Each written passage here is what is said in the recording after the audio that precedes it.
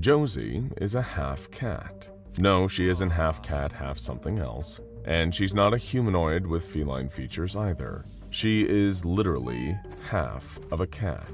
Actually, to be more precise, she is the front half, but an otherwise ordinary black and gray tabby cat. That is ordinary apart from having no visible back legs or hindquarters. You might think that'd make it hard for Josie to get around, but if you asked her on how only being a half-cat affects her on a daily basis, well, she wouldn't be able to answer you due to the simple fact that cats generally can't speak. But nevertheless, Josie will happily and effortlessly walk around on her own two legs, moving as if she had a second pair of hind legs in place behind her. Her back half isn't invisible, it's as if it's not even there at all, not showing up on x-rays, and yet it can give a slight yield when touched, being almost tangible, but not fully. Despite this, Josie suffers no adverse health problems or any other complications despite lacking one half of her body. Occasionally, she doesn't mind having her semi-corporeal hindquarters stroked, although she will usually get a little bit scratchy if people try that. So how does the SCP Foundation keep an anomaly like Josie contained? Well, it turns out that they don't really need to. She's perfectly harmless and is actually allowed to roam freely around the lower levels of the facility she's kept at. Casually as you like, she slinks around the corridors, passing from one room to the next. Of course, if cats could talk, then Josie would probably tell you that she has the run of the whole facility. The only real question left is, what does a half-cat do when she's left to wander around a Foundation facility completely unsupervised? Easy. She starts looking for a ball of yarn. Josie was sure she'd seen one somewhere around here. One of the researchers had carried it off for testing not too long ago. Her small front paws patted against the ground as Josie navigated her way to where she last remembered seeing that coveted ball of yarn being taken. She passed a group of researchers, one of them kneeling down to give her a friendly scratch behind the ears. Just as she closed her eyes and purred at the greeting, a sound coming from down the hall startled her. It was a low, distressed sobbing. Having never been taught that old saying about curiosity in cats, Josie slunk past the researcher's legs towards the source of the noise. The room that the crying was coming from had no windows, no way for her to get in. Luckily, Josie, despite only having half a body, had enough determination and resourcefulness for 2 whole cats. Around the corner, she knew there was an open air vent, and sure enough, she leaped gracefully up to it with ease. The cold metal tunnel was just big enough to accommodate her little furry self as she crawled through, the echoing sound of sobs guiding her.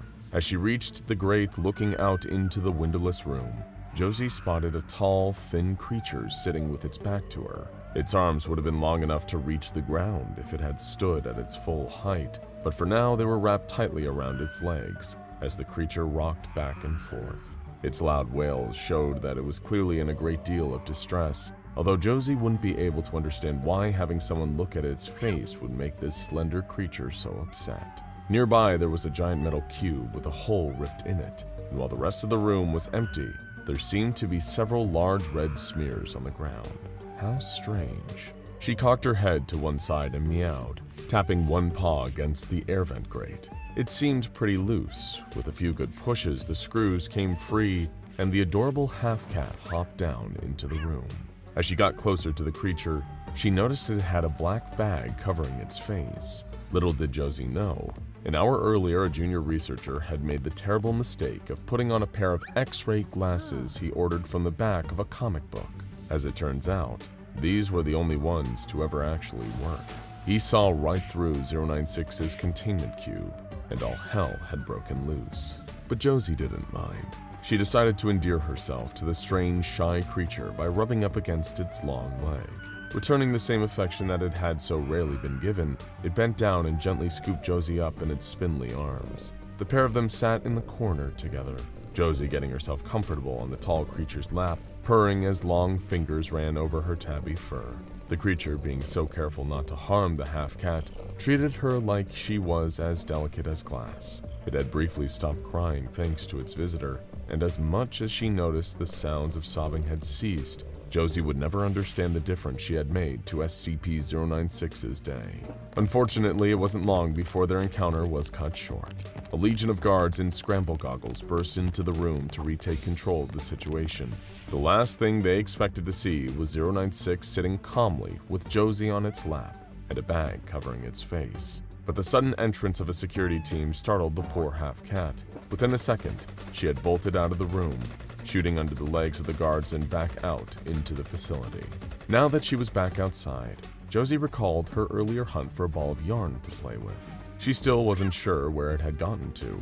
Maybe someone had moved it. Pacing over to the elevator, she stared up at the heavy steel doors. The numbers above were gradually ticking down, denoting which floor the elevator had currently stopped at. Of course, Josie couldn't read, so instead she sat and meowed loudly at the elevator. Maybe if she made enough noise, the doors would eventually open. Eventually, after a few short minutes of waiting and growling, the doors slid apart. Another gaggle of researchers passed her by, and Josie plodded into the elevator, spotting a familiar face. One of the researchers, a doctor by the name of Sophie Cartwright, was still inside and smiled down at the half-cat explorer. Dr. Cartwright had come across Josie a few times, enough for the intrepid little tabby to consider them friends. "Where to, Josie?" Dr. Cartwright asked, her hand hovering over the elevator's buttons. As if in reply, Josie looked up and meowed. Humans always seemed to smile if she meowed after they'd said something to her. Sophie chuckled and pushed the door close button. "Hold the elevator," another much gravelier voice called. A hand, or rather a paw, reached out and caught the doors before they could slide closed. It was another of the Foundation's doctors, one with both a considerable reputation and a very distinguishing look, to say the least. Dr. Kane Pathos Crow stepped inside the elevator and pushed one of the buttons. Sophie had to force herself to keep her head down, but couldn't help herself from stealing the occasional glance up at Dr. Crow. She heard the rumors about a peculiar anomalous event changing his appearance, but had never seen him up close before. Josie, on the other hand, couldn't take her eyes off Crow, staring up at him, frozen to the spot, and letting out a low, cautious whine. If her tail was visible, Sophie would have seen it swaying from side to side as the brave little half-cat kept her defensive ground, standing between her friend Dr. Cartwright and her mortal enemy. You see, Dr. Crow was a dog, or at least a man who had been turned into something very much like a dog. Still capable of speech, but with a distinctively canine body. Crow kept to himself the entire ride down, although Sophie could feel the tension between the dog-bodied doctor and her little half-cat friend. Out of the corner of his eye, Dr. Crow spotted Josie trying his best to ignore her. He let out a low, discomforted growl, the kind a dog makes when they're on edge. To his credit, he couldn't really help it. The man had been turned into a canine after all. But it took all his stoicism to suppress a bark and to stop himself from chasing Josie around the cramped elevator. Arriving at her floor, Sophie stepped down, followed by little Josie, who moved as far away from Crow as quickly as she could. The doors closed once more and sent him further down into the depths of the facility. As she turned to look, Sophie noticed Josie had craned her head up to check on her. "Aw, were you protecting me, Josie?" she asked with a smile, bending down to thank the half-cat with a scratch behind the ears. Before she could stay for too long, Josie and her human companion parted, each heading down separate winding corridors. There was a funny smell hanging in the air, like something gradually melting and bubbling, only to reform and melt again, filling the half-cat's pink nose with a strange burning scent. As she passed a holding cell, something broke Josie's concentration yet again, the noise of a hand tapping at glass. She turned and instantly meowed a greeting to the second familiar face of the day, albeit a more beaked face. Kneeling down on the other side of the glass, the black-robed plague doctor waved politely at the dual-pawed passerby. Sitting in front of the glass, hoping to be let in, Josie gave another meow. "I'm quite well," the doctor mused. "And how are you, my dear?" he asked politely. Josie got up on her back legs. Or rather, that's what it would have looked like if she had hindquarters. Instead, it looked like she was almost floating in place from halfway down, stretching her front paws up, reaching towards the bird-like face as the masked doctor playfully tapped his fingers against the glass to amuse his feline friend. "No, I cannot let you in, I'm afraid," he sighed, sounding a touch more melancholic. Not that a half-cat can understand the difference in someone's cadence. Not all of us here are gifted the freedom you enjoy, my furry friend. Freedom is not something this organization would ever understand. No matter how much they claim to know us, the fact of the matter is they never really listen. From the other side of the glass, Josie blinked and cocked her head to one side, confused. She'd barely heard a word he said. "Oh, but listen to me go on," the plague doctor chuckled, wrapping his fingers in front of the half-cat again. "I suppose you'll be looking for that ball of yarn they took for testing. I saw them carrying the box. It was in that way." He pointed, and Josie's little green cat eyes followed the direction of his finger. Barely able to comprehend what had been said to her, she simply meowed up in thanks and plodded the way she'd been directed. "Farewell, little Josie," SCP-049 said quietly from inside its cell, watching the half-cat until she had disappeared from view. As she continued through the lower levels of the facility, Josie slipped through doors seconds before they closed, leapt up onto tables, and dashed between legs. That strange smell was back, having caught her attention and distracted her from her quest again. Tracking it to its source, Josie suddenly felt uneasy. She entered a room with a huge vat of acid, the source of the burning scent she'd picked up on. Though it was what was inside the vat, trapped in a loop of regenerating itself only to be melted over and over again by the acid, that got her feeling defensive. The vast reptilian monstrosity sensed a small life form outside its tank and opened one yellow eye, squinting through the searing, burning acid at the tiny little creature staring up at it. The reptile snarled, screwing its now healed eyes shut and swiping what was left of its limbs at the glass. Rearing back, Josie gave the monster her fiercest hiss, baring her fangs at it. The beast usually abhorred other beings, finding all other forms of life unnatural, unforgivable, and so detestable that it would normally stop at nothing to eradicate them. But today, a tiny tabby cat with her entire back half missing was standing up to the crocodilian nightmare, and it barely had enough will to retaliate. Maybe it was just too lethargic, too tired to try anything today. Perhaps it didn't think she was worth the effort, or figured it would see to her, along with the researchers and guards, next time it broke free from containment and went on yet another killing spree.